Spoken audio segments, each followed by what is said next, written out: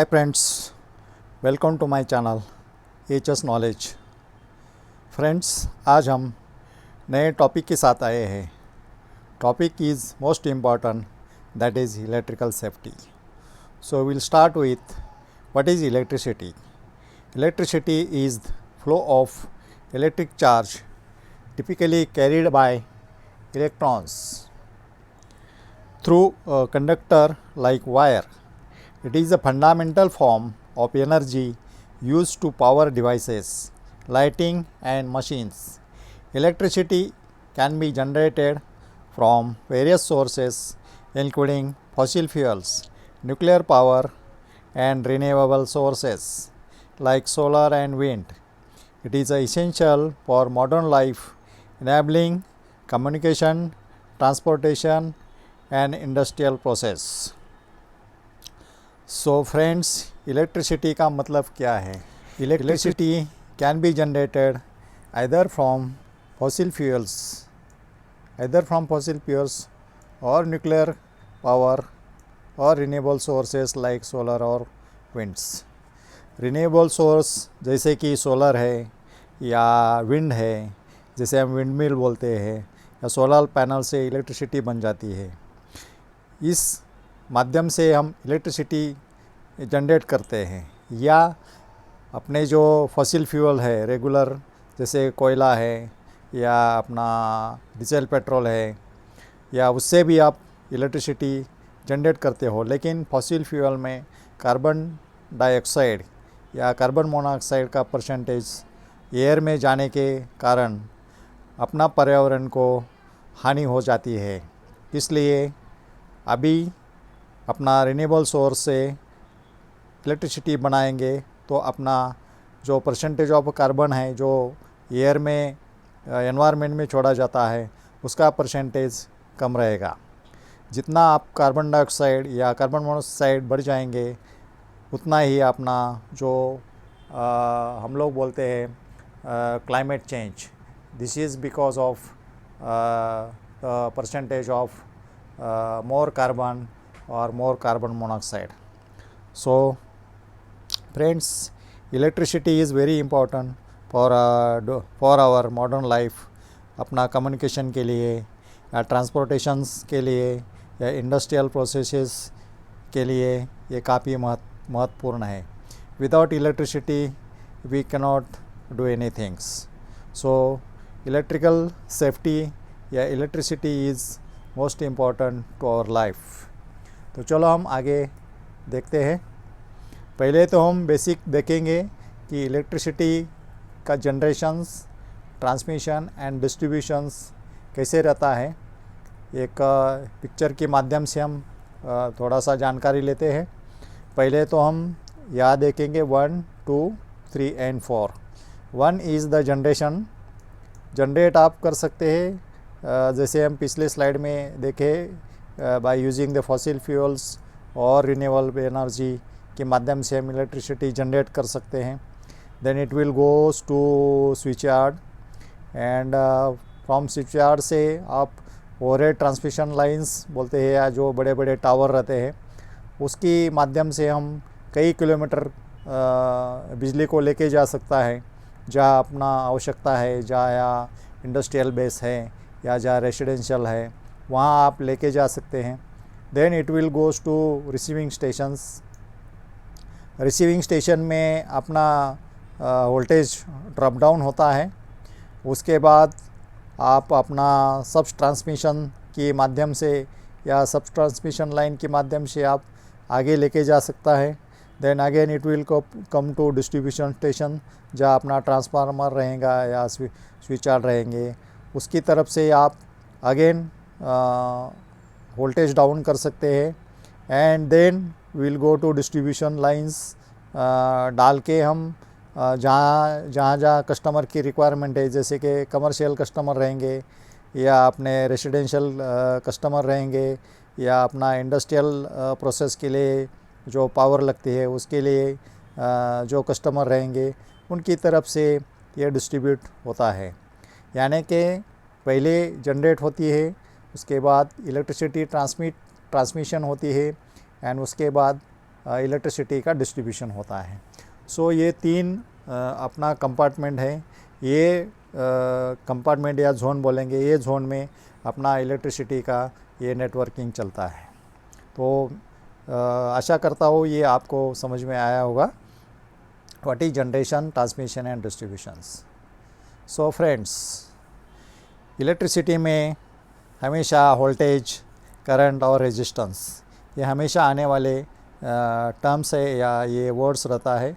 So will उसको भी हम थोड़ा सा जानकारी लेते हैं। Basically voltage, current and resistance it is interconnected. It is a formula जैसा है, it is a formula use to calculate the relationship between voltage, current and resistance in the electrical circuit. So जो formula रहता है voltage equal to current into resistance, so उसको बोलते हैं V is equal to IR।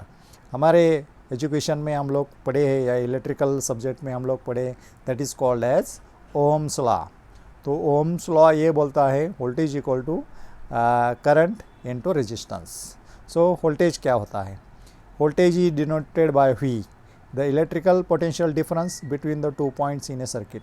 Circuit में जो potential difference रहता है that is called as voltage, and it is the force to push electric charge through a conductor. Conductor के माध्यम से वो इलेक्ट्रिक चार्ज को पुश करता है। Will go to current, the flow of electric charge in a circuit measured in amperes. मतलब circuit में electric charge flow हो रहा है, उसको हम करंट बोलते हैं, and it is measured in ampere. It represents how much charge is moving through a conductor per unit times. वो कितना चार्ज मूव हो रहा है वो करंट में आपको दिख जाएगा। Now last one is the resistance, the opposition to flow of electric current. Electric current को जो अपोज करता है या रेजिस्ट करता है उसको रेजिस्टेंस बोलते हैं, which is measured in ohms. It determines how much the material resist the moment of charge. जो चार्ज का मोमेंट है उसको कितना रेजिस्ट हो रहा है तो उसको हम रेजिस्टेंस बोलते हैं। ठीक है, तो this is a connections between voltage, current and resistance. We'll go to next. Now important is electrical hazards. अपना इलेक्ट्रिसिटी हम लोग इस्तेमाल करते हैं डेली, अपने लाइफ के लिए लगती है या इंडस्ट्री को लगती है या कमर्शियल कस्टमर को लगते हैं। उसमें इलेक्ट्रिक हजार्ड्स क्या क्या रहता है ये इसके बारे में बहुत जानकारी लेना ज़रूरी है। First one is the electric shock. So it is a very important. Shock contact with live wires can cause serious injury or death. जो अपना लाइन में प्रवाह हो जा रहा है या करंट पास हो रहा है और बाय चांस उसको वायर को आपका बॉडी पार्ट या आप अनजाने में या आपको जानकारी नहीं है, आप जाके उसको वायर को टच किया या आप कांटेक्ट में आ गए तो उसमें इलेक्ट्रिक शॉक बैठता है। Electric Burns, high voltage can cause severe Burns when current passes through the body. जब अपना बॉडी में या बॉडी में करंट पास होता है तो उसमें सीवियर बर्न्स या जल जाती है अपना बॉडी पार्ट्स या अपना फेस बर्न होता है बिकॉज ऑफ आप हाई वोल्टेज। जहाँ अपना हाई वोल्टेज है जहाँ या हम लोग 440 बोलते हैं, 440 वोल्ट्स के कंडक्टर या कोई अपना इसको आप बाई चांस टच हो गया तो it will called as severe burns, injury उसमें लग सकती है। नाउ इलेक्ट्रिक शॉक के बारे में डिस्कस किए, electrical burns, and now fire and explosions. Faulty wiring, overhead circuits and short circuit can lead to fires. अपना अगर फॉल्टी वायरिंग है या ओवरलोड किया अपना सर्किट को, ज़्यादा आपने नंबर ऑफ़ इक्विपमेंट्स या अप्लायंसेस बढ़ा दिया या इसमें शॉर्ट सर्किट हो गया तो it will convert into fire. अपना जो इक्विपमेंट है वो ओवरहीट होके जल जाता है। सो इट में फायर एंड एक्सप्लोजन्स के चांस या हजार्ड्स रहते हैं। आर्क फ्लैश और arc blast, high energy discharge can cause Burns, hearing loss और डैमेज टू द इक्विपमेंट्स। अगर इसमें आर्क फ्लैश होता है या कोई लाइव कंडक्टर एक दूसरे को टच होते हैं तो it will create the arc flash, इसमें आर्क फ्लैश हो सकता है और इसके बीच में कोई कर्मचारी या कोई किसी का बॉडी पार्ट्स आ गया तो it will cause flash burn बोलते हैं। और इतना साउंड आता है, इसमें हेयरिंग लॉस भी हो सकता है and damage to the equipment तो हो ही जाता है, ठीक है ना। तो इसको बोलते हैं आर्क फ्लैश और arc blast. Electrocutions means severe और prolonged exposure to electric current can be fatal. Electric current को आप ज़्यादा एक्सपोज हुए हैं या ज़्यादा टाइम पे एक्सपोज हुए हैं तो आप फेटल में जा सकते हैं या फेटल भी हो सकता है। Now overload circuits, drawing too much current from a circuit can overheat wires and causes fires. आप ज़्यादा ओवरलोड करेंगे, ज़्यादा उसको अप्लायंसेस जोड़ेंगे तो उसको ओवरलोड सर्किट हो सकता है और उसके बाद फायर के चांस बढ़ जाते हैं। Damage electrical equipments, frayed wires, broken plugs या expose conductors increase the risk of shock और फायर। ज़्यादा आपने वायर्स ख़राब है या डैमेज है, उसका ब्रोकन प्लग्स है जो आप कनेक्ट करने वाले हैं वो डैमेज हुआ है या सॉकेट डैमेज हुआ है या कंडक्टर खुला है या कहाँ उसका जो इंसुलेशन बोलते हैं वो टूटा फूटा है, तो उसमें से ज़्यादा आदमी को शॉक बैठने की या आग लगने की संभावना ज़्यादा बढ़ जाती है। And last one is the improper grounding. आप इम्प्रॉपर ग्राउंडिंग नहीं करेंगे तो भी शॉक बैठने की संभावना बढ़ जाती है। Without proper grounding electrical faults can cause a dangerous voltage built up. अगर वो बाई चांस वोल्टेज या उसमें करंट आ गया, इक्विपमेंट में करंट आ गया और बाई चांस आप जाके उसको हाथ लगाने की कोशिश की तो सीधा शॉक आपको बैठ जाएगा। तो इसलिए कोई भी इक्विपमेंट्स रहता है या कोई भी मशीनरी रहता है या मोटर रहता है तो उसको बाकायदा उसको डबल अर्थिंग बोलते हैं हम लोग, उसको डबल अर्थिंग होना चाहिए। डबल अर्थिंग यानी कि आप दोनों एंड में, दोनों साइड में उसका जो अर्थिंग वायर आया है, अपना जो अर्थिंग स्ट्रिप आया है उसको जोड़ना ज़रूरी रहता है ताकि बाई चांस एक अर्थिंग फेल हो गया तो दूसरा अर्थिंग्स पास हो जाएगा और जो नज़दीक काम करने वाले कर्मचारी हैं उसको शॉक बैठने की संभावना कम रहेगी, ठीक है। तो चलो हम आगे चलते हैं। Now effect of electric current on human body. Human body पर अपना इलेक्ट्रिक करंट का कैसा कैसा असर बढ़ जाता है या असर होता है। तो it is given in current is given in milliampere and उसमें से क्या क्या अपना बॉडी पर असर होता है उसके बारे में हम डिस्कस करेंगे। Now here is first one is 1 milli ampere. 1 milli ampere में barely noticeable slight tingling sensation, आपको सेंसेशन आ जाएगा कि मतलब मेरे को शॉक बैठ गया है। So it is a momentary रहता है और इसमें कोई ना आपको बॉडी पार्ट डैमेज होगा या कोई आपको ज़्यादा इंजरी होगी, लेकिन आपको सेंसेशन आ जाएगा, ठीक है। 5 मिली एम्पियर में slight shocks but usually no injury. 5 milli ampere में आपको शॉक बैठेगा, स्लाइट शॉक बैठेगा बट आपको इंजरी नहीं होगी।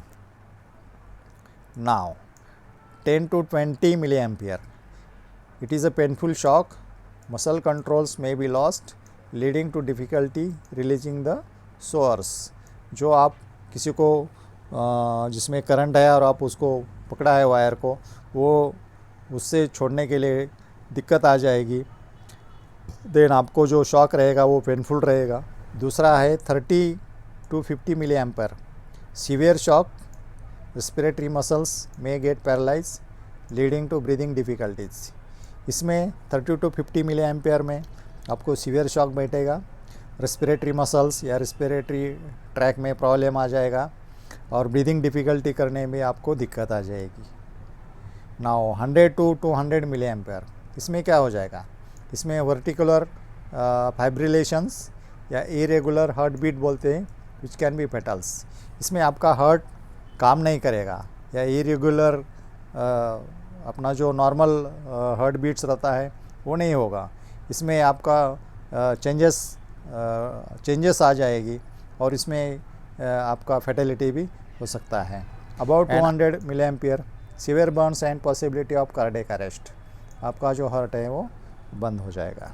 सो this is all about effect of electric current on human body. Human body पर क्या क्या असर हो सकता है depending upon the amount of current in milli amperes. So इसके बारे में हमने डिस्कस किया है। Now this is most importants, आपको इलेक्ट्रिसिटी या इलेक्ट्रिक जब हम इक्विपमेंट यूज़ करते हैं तो उसमें तो हज़ार्स रहता है, तो लेकिन इसमें हम प्रिकॉशंस क्या क्या ले सकते हैं ताकि हमको शॉक बैठने की या आपको इंजरी होने की संभावना टल जाएगी। Now will go one by one. General safety precautions क्या क्या लेना चाहिए। These are the following points दिया है, उसको आप इस्तेमाल करेंगे तो शॉक या इलेक्ट्रिक इंजरी होने की संभावना कम हो जाएगी। Always turn off the power before working on electrical equipment. कोई भी इलेक्ट्रिकल इक्विपमेंट पर आपको काम करना है तो पहला आपका सप्लाई बंद करना ही करना है। आप सप्लाई चालू रख के काम करेंगे तो आपको शॉक बैठने की संभावना बढ़ जाती है। Next, use insulated tools when working on electrical components. जो उसका जो टूल्स का प्लायर है या आपका स्क्रू ड्राइवर है, उसके जो इंसुलेशन रहता है, इंसुलेशन डैमेज हुआ है या उसका हैंडल ख़राब हो गया है या प्लायर को इंसुलेशन नहीं है, तो ऐसे इक्विपमेंट्स नहीं इस्तेमाल करना चाहिए। जो भी अपने हैंड टूल्स बोलते हैं या पोर्टेबल पावर टूल्स बोलते हैं हम लोग, उसका जो इंसुलेशन रहता है या उसका बॉडी रहता है वो ठीक से होना चाहिए। उसमें कोई ख़राबी या क्रैक आया है, टूटा फूटा है, ऐसे टूल्स नहीं इस्तेमाल होना चाहिए। Never touch the electrical equipment with wet hands और while standing on wet surfaces. ज़्यादातर अपना शॉक बैठने की संभावना जहाँ वेट एरियाज़ है, जहाँ पानी इकट्ठा हुआ है और उसके बगल में आप काम कर रहे हैं, तो उस टाइम्स आपका हाथ अगर गिल्ला रहेगा या पाँव भीगा रहेगा या आपका बॉडी आपकी वेट रहेंगे, तो इसमें ज़्यादा से ज़्यादा चांस अपना इलेक्ट्रिकल करंट आने की संभावना बढ़ जाती है और ज़्यादा करंट खींच देता है अपनी तरफ से। तो इसलिए अपना जब काम करते हो तो our body should be clean and dry only, then you can work on the electrical equipments. दूसरा इम्पॉर्टेंट चीज़ है, कोई भी ऑर्नामेंट्स अपने परिधान नहीं करना चाहिए। जो स्पेशली इलेक्ट्रिशियंस रहते हैं या जो भी इलेक्ट्रिकल का काम करते हैं, वो कर्मचारी या वो बंदे लोगों ने कोई भी ऑर्नामेंट जैसे अंगूठी है, लॉकेट है या कोई अपना रिंग पहना है, तो ऐसे या चेन पहना है, तो ऐसे मेटल्स आप कभी भी इस्तेमाल नहीं करेंगे। Do not overload electrical outlets and circuits. कोई भी इलेक्ट्रिकल का सर्किट है या आउटलेट्स है, उसको ओवरलोड नहीं करना चाहिए ताकि आगे जाके फायर या इलेक्ट्रिकल इंजरीज नहीं होगी। Keep flammables away from electrical panels and equipments. कभी कभी आपको पता नहीं चलता है इलेक्ट्रिकल स्पार्क कब गिरा या आपका कभी स्पार्क हो गया और उसके बगल में आपने फ्लेमेबल रख दिया, पैनल के बगल में या इलेक्ट्रिकल का डिस्ट्रीब्यूशन बोर्ड है उसके बगल में रख दिया, एंड बाय चांस उसमें स्पार्क आ गई तो it will catch the fire. So कोई भी फ्लेमेबल ऑयल है, डीजल है, पेट्रोल है, थिनर है, तो ऐसे कोई भी चीज़ अपना इलेक्ट्रिकल पैनल है, इलेक्ट्रिकल डिस्ट्रीब्यूशन बोर्ड है, उसके बगल में कभी भी रखना नहीं है। Now ensure all wiring is up to code and installed by the professionals. उसका जो इलेक्ट्रिसिटी एक्ट है, रूल्स है या उसका जो स्टैंडर्ड है, उसके अनुसार अपना वायरिंग होना चाहिए। उसको जो कैपेसिटी रहता है या वायरिंग का जो भी स्टैंडर्ड है, हर मशीन या उसको कितना करंट लगने वाला है उसके अनुसार अपना इलेक्ट्रिकल का वायरिंग होना चाहिए और उसका क्वालिटी होना चाहिए और वो उतना करंट फ्लो होना चाहिए। ऐसा नहीं कि अपना वायरिंग का कैपेसिटी कम है और फ्लो ज़्यादा है तो वायरिंग डैमेज हो जाएगा, वायरिंग हॉट हो जाएगा और उसमें से शॉर्ट सर्किट बन जाएगा, तो ऐसे कंडीशंस में प्रॉब्लम आ जाएगा। And basically all the installation should be done by electrical professionals only, या उसको बोलते हैं ऑथराइज पर्सन्स। ऑथराइज पर्सन के माध्यम से ही अपना इलेक्ट्रिकल फिटिंग्स या इलेक्ट्रिकल इंस्टॉलेशंस होना ज़रूरी रहता है। Now PP is important and it is a mandatory also. Wear rubber insulated gloves when handling live wires. अगर आपको बाई चांस अभी रेयर केस में कोई वायर्स हैंडल करना है तो आपको रबर इंसुलेशन ग्लोव्स होना चाहिए। वैसे तो कोई भी लाइव सिस्टम्स या लाइव वायर में काम नहीं करना चाहिए, लेकिन आपके हाथ में रबर इंसुलेटेड ग्लोव्स होना ज़रूरी रहता है। यूज़ सेफ्टी गॉगल्स और face shields to protect against the spark और आर्क्स। कभी कभी स्प्लैश होता है तो आपका फेस जल जाता है या आपका आइज़ में डैमेज हो सकता है, तो कभी भी ऐसा पैनल में या कोई भी इलेक्ट्रिकल सिस्टम में काम करना है तो आपको गॉगल होना चाहिए या फेस शील्ड होना चाहिए, ताकि अगर स्प्लैश भी होता है तो आपके फेस पर असर नहीं होगा। Now flame resistance clothing when working near high voltage equipments. अपना फ्लेम रेजिस्टेंस क्लोथिंग इस्तेमाल होना चाहिए जहाँ अपना हाई वोल्टेज इक्विपमेंट में काम कर रहे हो। दूसरा है use insulated footwears to minimise the risk और ग्राउंडिंग एंड शॉक्स। कोई भी इलेक्ट्रिकल इंस्टॉलेशंस या इलेक्ट्रिकल सिस्टम में काम करना है तो ये आपने ऊपर जो मेंशन किए हैं, जैसे गॉगल है, फेस शील्ड है या हैंडग्लोव्स है, इंसुलेटेड हैंडग्लोव्स है, उसके साथ ही साथ सेफ्टी शूज़ बोलते हैं हम लोग। सो इंसुलेटेड फुटवेयर या इलेक्ट्रिकल सेफ्टी शूज़ आपने पहनना ज़रूरी है, ताकि जो करंट है वो डायरेक्ट अपना ग्राउंडिंग नहीं होगा या आपको अर्थिंग नहीं मिलेगा और उससे हम शॉक या करंट से बच जाएंगे। This is all about personal protective equipments. Now will go to next, that is the workplace safety में क्या क्या पॉइंट्स कवर होते हैं या क्या क्या हम लोग जानकारी लेना चाहिए, उसकी गाइडलाइन यहाँ दिए है। इंस्टॉल GFCI यानी कि ग्राउंड फॉल्ट सर्किट इंटरप्टर्स। सो जहाँ अपना मॉइस्चर है या वेट एरियाज़ है वहाँ GFCI यूज़ करना जरूरी रहता है। GFCI और ELCB का फंक्शन मोर और लेस सेम रहता है, यानी कि वो सर्किट ब्रेक करता है। दैट इज़ कॉल्ड सर्किट इंटरप्टर्स और सर्किट ब्रेकर्स।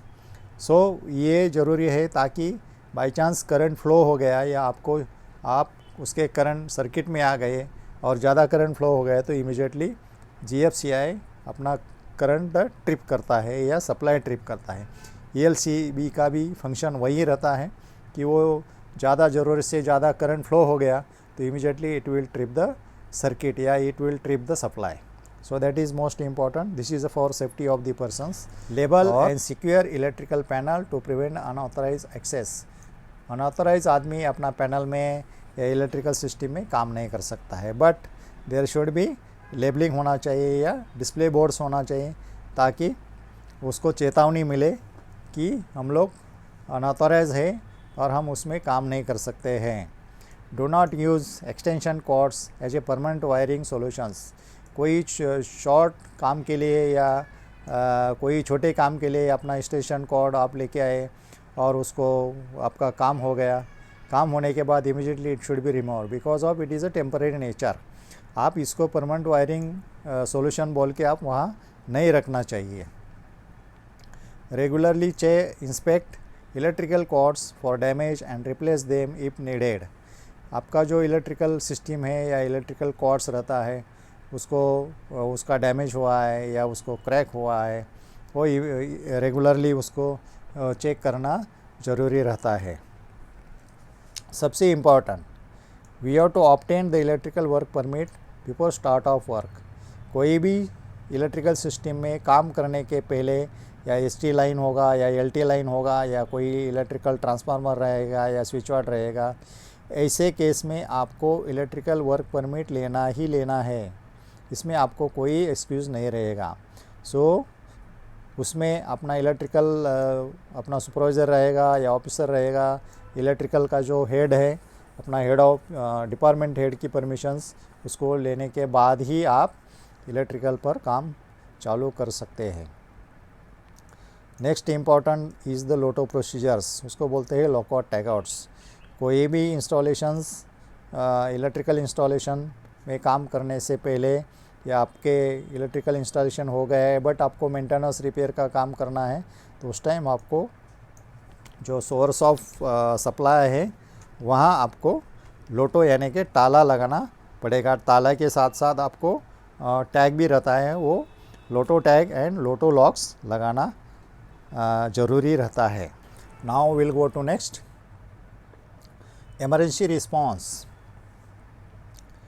इमरजेंसी रिस्पॉन्स में क्या क्या करना चाहिए? If someone is electrocuted, do not touch them directly, turn off the power source first.